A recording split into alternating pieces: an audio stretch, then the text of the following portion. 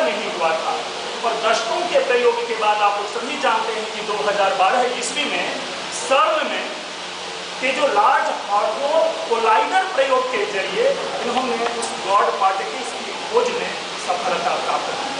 अब देखिए प्रायोगिक विज्ञान और सैद्धांतिक विज्ञान, उस गॉड पार्टिकल्स तक पहुंचने के इन्होंने प्रयोग किया और हमारे यहाँ उस गॉड पार्टिकल्स की समस्त व्यवस्था रख दी गई है, बना दी गई है, कह दी गई है। फिर प्रश्न उत्पन्न होता है, जो मैंने परमाणुवाद की बात की, इसी परमाणुवाद पे हम चलते हैं और बहुत लंबा चौड़ा तो नहीं है, लेकिन परमाणुवाद सृष्टि जो सिद्धांत प्रक्रिया है उसको समझाने का प्रयास करता है। और आप यह देखें कि जिसे आज आधुनिक विज्ञान के संदर्भ में अणु कहा जाता है, हम समझते हैं कि आधुनिक विज्ञानवादी आज भी उस अणु तक नहीं पहुंचे हैं। आप लोग सभी जानते होंगे कि एटॉम का 3 पार्ट में ब्रेक कर रहा है। ध्यान रखेंगे, जो इलेक्ट्रॉन, न्यूट्रॉन और जो प्रोटॉन है और बाद में फिर पॉजिट्रॉन आया, यानी वे अणु को आज भी ब्रेक कर रहे हैं। दूसरे शब्दों में वे अणु तक नहीं पहुंचे हैं। और हमारे दार्शनिकों ने अणु की परिभाषा क्या की? कम या कम वाइस कम ना थोड़ा संक्षेप में। अच्छा, हाँ, इसको थोड़ा सा ये कर दें, तो है बड़ा लंबा चौड़ा है। इसके बाद में उपसंहारी पढ़ लेता हूँ।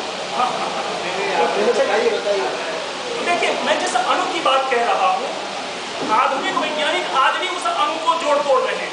मैंने आप लोग सभी स्पष्ट जानते हैं कि उसी अणु का जो तोड़ा हुआ भाग है वो इलेक्ट्रॉन, न्यूट्रॉन, प्रोटॉन।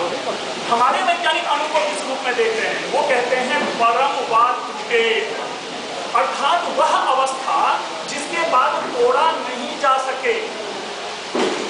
देखिए, स्पष्ट है यहाँ पर। ये बात आती है कि हम लोग जिस अणु की बात कहते हैं, ये लोग उस अणु को प्रयोगशाला में माइक्रोस्कोप के द्वारा देखते हैं अणु को, लेकिन हमारे ऋषि मुनि उसे कैसे देखते हैं? अणु को यहीं से बैठे बैठे वो दिखा देते हैं और वो कहते हैं कि खिड़की से जो आने वाली जाली है, खिड़की की जाली से जो आने वाली धूप की किरणें हैं, उनमें धूलकण दिखते हैं। वे धूलकण अणु नहीं है, बल्कि उस धूलकण का जो छठा हिस्सा होगा, छठा भाग जो होगा, वह अणु है। बताइए, ये उस समय का लक्षण दिया हुआ है जिस समय किसी भी प्रयोगशाला की व्यवस्था नहीं थी।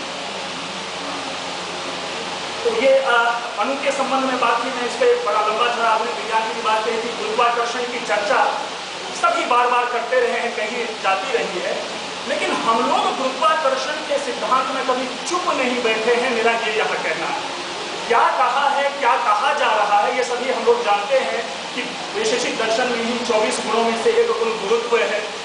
कणाद ने इस गुरुत्व की परिकल्पना की, आदि गुरुत्व के विषय में सारी बातें बताई कि जिस वस्तु में भार होता है उस वस्तु में गुरुत्वाकर्षण, वही गुरुत्वाकर्षण के प्रति है, और जो हल्की वस्तु होती है उसमें वो ऊपर की ओर जाती है। जैसे जो दिए की लौ है, उस लौ पे गुरुत्वाकर्षण का प्रभाव नहीं पड़ता क्योंकि उसमें द्रव्यमान नहीं होता। फिर उसके बाद वो गुरुत्व में बहुत कुछ ना बोल करके मैं जो विशेष बात ये कहना चाहूँगा कि निरंतर इस पर चिंतन चलता रहा है, और ये चिंतन केवल और केवल वैशेषिक दर्शन में ही नहीं है। सांख्य सूत्र, सांख्य के ऊपर भी कार्य करते हुए हमारे वाचस्पति मिश्र ने भी सांख्य दर्शन की जो सांख्य कारिका की जो 13वीं कारिका है, उस कारिका के ऊपर व्याख्या के क्रम में उन्होंने गुरुत्व का उल्लेख किया है। इसी तरह महाभाष्यकार ने भी गुरुत्व की चर्चा की है।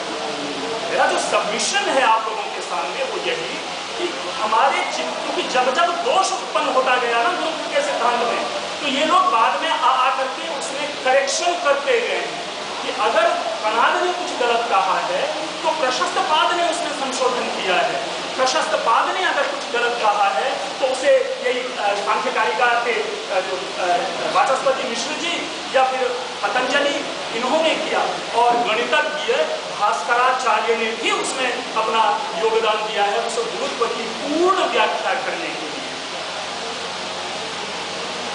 एक गति और बल सिद्धांत है जो स्पीड की बात करते हैं। हम आप सभी आम जीवन में भी अगर कभी बांस के पास भी जाते होंगे तो बांस की जो वो डाल है तोड़ने के लिए उसे नीचे करते हैं, हाथ छूट जाता है, वो डाल ऐसे ऊपर नीचे दोलन करने लगती है वो डाल। मतलब हम जब ऐसे मोड़ते हैं तो अचानक वो जब तक शांत नहीं होता तब तक वो डाल में मूवमेंट होती ही है। ये कथन ना तो आधुनिक वैज्ञानिकों का है ना हमारा कथन है, ये कथन वैशेषिक दर्शन का है और इसको वहां पर स्थिति स्थापक सिद्धांत के रूप में कहा गया है। और मैं इनकी तीनों विशेषता आपके सामने रख रहा हूं और आधुनिक दृष्टि से भी उसको जानिए।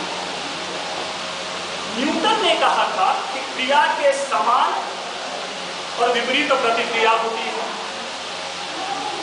जो स्थिति स्थापक सिद्धांत है वो इसी तृतीय नियम का समर्थन कर रहा है। फिर टहनी जो है वो अपनी पूर्व स्थिति में आने का प्रयास करता है, निरंतर घूमते रहने के बाद वो स्थिर होगा तो पूर्व स्थिति में आने का प्रयास करता है। ये जड़ता का सिद्धांत है। और इसी तरह हम आप सभी जानते हैं कि इस प्रकार का दोलन या इस प्रकार की जो झुकने और ऊपर जाने की गति है ये प्रत्यास्थता कहलाती है। थियरी ऑफ इलास्टिसिटी जो है ये हुक के जो प्रत्यास्थता का सिद्धांत है इसके समीप यह जाकर के अपनी बात रखता है। इसी तरह कर्म पूरा का पूरा व्यापक सिद्धांत है, उत्क्षेपण है, अवक्षेपण है, इसकी चर्चा ना करते हुए चूंकि संक्षिप्त इशारा बार बार किया गया है इसके मैं मूल तत्वों की ओर ही जा रहा हूँ। एक है द्रव्य पर ऊष्मा का प्रभाव। कोई भी वस्तु हम पकाते हैं, जैसे हवा में घड़ा या खपड़ा आदि इस तरह जो कुंभकार है वो पकाते रहते हैं। प्रश्न निस्संदेह उत्पन्न होता है कि वो पकता कैसे है। और ये पकने की क्रिया भले ही आज थर्मोडायनामिक्स या और किसी नाम से उसे कह दिया जाए, लेकिन प्राचीन काल का चिंतन देखिए, वहां पर इन्होंने इसका नाम दिया है पीलूपात। पीलू का मतलब ही है परमाणु, ठीक है। परमाणुओं में पात की बात वो कहते हैं। और इसलिए वो चर्चा क्या करते हैं कि जब किसी वस्तु को अग्नि से गर्म किया जाता है तो ऊष्मा अवयवी के परमाणुओं से संयुक्त होती है और उस कार्य द्रव्य के गुणों में परिवर्तन कर देती है। जैसा कि आधुनिक विज्ञान भी ऊष्मा संवहन की प्रक्रिया और ऊष्मा संचालन की प्रक्रिया की बात करता है। उनके अनुसार भी ठोस में ऊष्मा स्रोत के पास के परमाणु सर्वप्रथम गर्म होते हैं। ध्यान रखेंगे, आधुनिक विज्ञान भी यही कहता है कि जब भी किसी वस्तु को हम आग में डालते हैं तो उसके बाहर के जो परमाणु हैं वो सर्वप्रथम गर्म होते हैं। दूसरे शब्दों में वो भी इस चीज को ला रहा है कि सर्वप्रथम परमाणु में पाक होता है। और यही बात हमारे वैशेषिक दर्शन में पहले ही कह दिया गया कि परमाणुओं में ही पाक होता है। एक और है, कनाड ने जहां कहा कि वो अणु है पहले टूटता है और पुनः उसमें ऊष्मा प्रवेश करता है, तत्पश्चात पूर्व रूप में आ जाता है। आज के वैज्ञानिक इसे थर्मोडायनामिक थ्योरी कहते हैं। ध्वनि सिद्धांत जो साउंड है, इसके लिए दो शब्द वैशेषिक दर्शन में प्रयोग होता है, बल्कि व्यवहार में भी हम इस शब्द का प्रयोग करते हैं। एक है बीजी तरंग न्याय और दूसरा है कदम्ब मुकुल न्याय। ये दो न्याय है जो विशुद्ध रूप से ध्वनि की बात करता है। मैं थोड़ी इसकी व्याख्या कर देता हूँ कि जो शब्द या ध्वनि का संचरण विषय का सिद्धांत भौतिक शास्त्र की दृष्टि से अत्यंत महत्वपूर्ण है। वस्तुतः ध्वनि का संचरण संकोचन प्रसरणशील मूर्त माध्यम की अपेक्षा रखता है। यह माध्यम वाष्पीय, तरल अथवा घनीभूत हो सकता है। मूर्त द्रव्य रहित प्रदेश में अर्थात रिक्त प्रदेश में ध्वनि का संचरण संभव नहीं है। आधुनिक विज्ञान में ध्वनि तरंगायमान होकर दो प्रकार से गमन करती है। भौतिक विज्ञानी इन्हें क्रमशः प्रत्यास्थ तरंगे यानी इलास्टिक वेव्स तथा विद्युत चुंबकीय तरंगे यानी इलेक्ट्रोमैग्नेटिक वेव्स कहते हैं। और कणों के प्रकंपन से उत्पन्न होने वाली तरंगों को प्रत्यास्थ तथा इसे निर्वात में बिना किसी माध्यम के संचरण करने वाली तरंगों को विद्युत चुंबकीय तरंगे कहते हैं। इसके लिए हमने स्लाइड्स बनाया था। ये देखिए, ये स्लाइड्स जो है ये अगर दिख रहा हो, बेसिकली फिजिक्स में इस प्रकार की बातें की जाती है और यही दोनों बातें हमारे कदम्ब मुकुल न्याय और बीची तरंग न्याय में होता है। क्योंकि जब आप पत्थर फेंकते हैं तालाब में तो वो ऐसे ऐसे ऐसे गमन करता है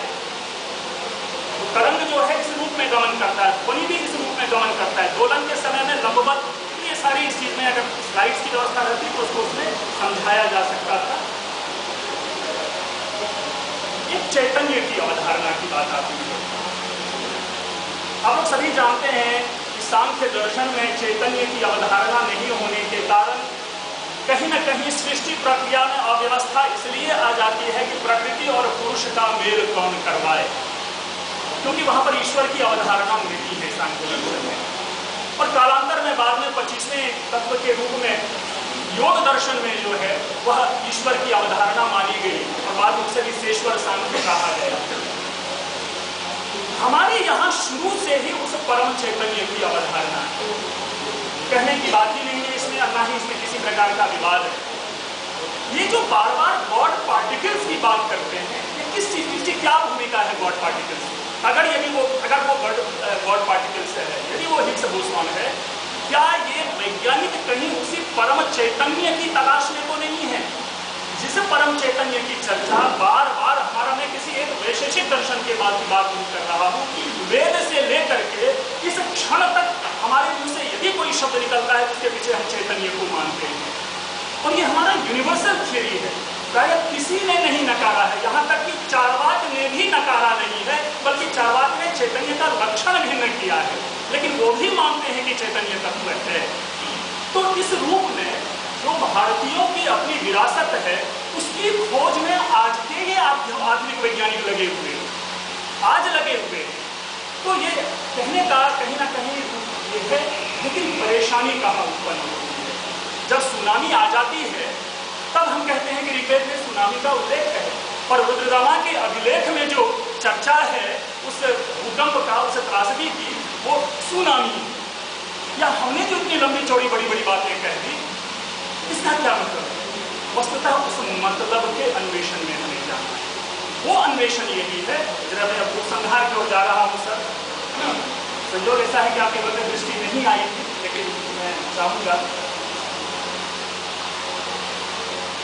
मैं अपने उपसंहार को अच्छी तरह से पढ़ लूँ, कि वही मेरा मूल है। देखिएगा, हम इस समस्त संदर्भ में एक बात जरूर कह सकते हैं कि जो कुछ भी वस्तु लोगों को प्राप्त होता है उसके विषय में किसने यह बनाया, किन किन पदार्थों के मिश्रणों से यह बना, उसका मूल क्या है इत्यादि रीति से उपादान विवेचन की दृष्टि प्राचीन काल से रही है।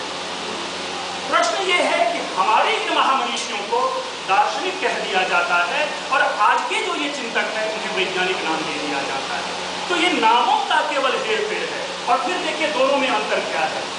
अंतर ये है कि वैज्ञानिक प्रत्यक्ष परीक्षण के आधार पर प्रयोगशाला में अथवा खुले आकाश में वस्तुओं का परीक्षण करता है, जबकि दार्शनिक अपने मस्तिष्क में ही चिंतन मनन के आधार पर वस्तुओं का विश्लेषण करता है। यद्यपि संस्कृत वाङ्मयाधीन समस्त भारतीय दर्शन विज्ञान संपोषित विचारों का ही प्रवर्तन करते रहे हैं, लेकिन अहम मन्यमानी, पंडितम मन्यमानी पाश्चात्य विचारकों ने उसे कभी विज्ञान नहीं माना। यह हमारी अस्मिता तथा अस्तित्व के लिए आज भी समाह्वान है। और अंत में अस्तु उक्त समस्त उज्ज्वल तत्व के नेपथ्य में कतिपय कृष्ण तत्व भी विद्यमान है। यह क्या ही आश्चर्य है कि भारतेतर जगत में जब किसी तत्व का जगन्मान्य आविष्कार हो जाता है तब हम अपने शास्त्रों में उसे ढूंढने का प्रयास करते हैं तथा मंच पर उद्घोष करते हैं कि हमारे महामनीषियों ने इसे पहले ही बता दिया था। प्रश्न यह नहीं है कि हमारे महामनीषियों ने उसे पहले बताया या बाद में, बल्कि प्रश्न यह है कि हम उसे समझ नहीं पाए, क्योंकि या तो वैज्ञानिकों वाली व्यावहारिक दृष्टि हमने नहीं दी, और यदि थी भी तो हम धार्मिक वर्जनाओं में इस तरह बंधे हुए थे कि आज भी उसकी उपयोगिता को समझ पाने में असक्षम है। अन्यथा गुरुत्व सिद्धांत न्यूटन के नाम से विश्वविदित नहीं होता, प्रत्यास्थता का सिद्धांत हुक के नाम से नहीं जाना जाता, पाइथागोरस बोधायन को समर्पित होता। यह क्या कारण है कि वैदिक गणित को 19वीं सदी तक यह जगत नहीं जानता था, जबकि यह अध्ययन विषय प्रबंधन की पढ़ाई में सर्वाधिक उपयोगी माना जाता है। मैं इस समस्त प्रश्नों का एक ही उत्तर मानता हूँ कि हमने अपनी मार्केटिंग नहीं की, हम अपनी मार्केटिंग नहीं जानते, हमें पैकिंग करने नहीं आती, हमें पैकेजिंग करनी नहीं आती। इसीलिए आवश्यक है कि आज के दौर के साथ हमें चलना चाहिए और दिनकर की उस पंक्ति को याद रखते हुए आगे बढ़ते रहना चाहिए कि तू मौन त्याग कर सिंहनाद, रे तपी आज तपका न काल, नव युग शंखर ध्वनि जगा रही, तू जाग जाग मेरी निशानी। Thank you. आप लोग बहुत बढ़िया। संक्षिप्त टिप्पणी या प्रश्न के लिए आपका स्वागत है। चेतन की परिभाषा आपके पास आ जा रहा हूँ, यहाँ पर ध्वनि अवरोधक तत्व विद्यमान है। ऐसा नहीं है कि सर हम अपने आप को दूसरों की